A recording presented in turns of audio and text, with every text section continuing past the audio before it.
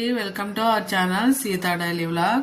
ఇది 4 రోజులు అవుతుందండి కర్బూజకాయ తెచ్చి. ఎప్పుడు తింటారు అని అడుగుతుంది. తినే టైం లేక ఎవరూ తినట్లేదండి. అందుకనే ఈరోజు పిల్లలు స్కూల్ నుంచి వచ్చేసరికి జ్యూస్ చేద్దామని చేస్తున్నానండి. ఇప్పుడు ఇందులో కట్ చేసుకొని లోపల ఉన్న ఈ గింజలు పైన ఉన్న ఈ తొక్కు తీసేసుకొని ముక్కలు కోసుకుందాం. లోపల ఉన్న గింజలను తీసేసుకొని అలాగే పైన ఉన్న చెక్కు తీసేసుకొని ముక్కలు కోసుకుందాం. చెక్కు ఇలా తీసేసుకోవాలి.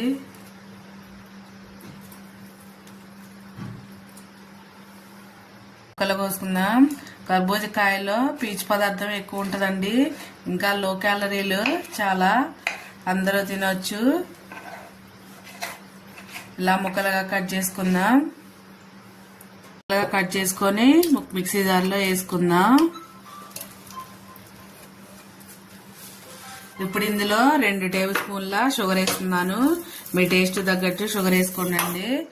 అలాగే కొంచెం ఐస్ ముక్కలు వేసుకున్నాను. జ్యూస్ అంటే కొంచెం కూల్గా ఉండాలి కదండి, అందుకని ఐస్ ముక్కలు వేసాను. అలాగే 1 గ్లాసు పాలు పోస్తున్నా. మీరు సగం పాలు సగం నీళ్ళన్నా వేసుకొని పట్టుకోవచ్చు. ఇప్పుడు ఈ 2 కలిపి మిక్సీ పట్టుకొస్తా. సరే, ఇలా మిక్సీ పట్టుకోవాలి. పీచు పదార్థం చాలా మంచిదండి ఆరోగ్యానికి, ఇంకా పేగులకి. ఒకసారి ట్రై చేయండి. అంతే, చల్లని ఎంతో ఆరోగ్యాన్ని ఇచ్చే కర్బూజా జ్యూస్ రెడీ. ఒకసారి టేస్ట్ చేయండి.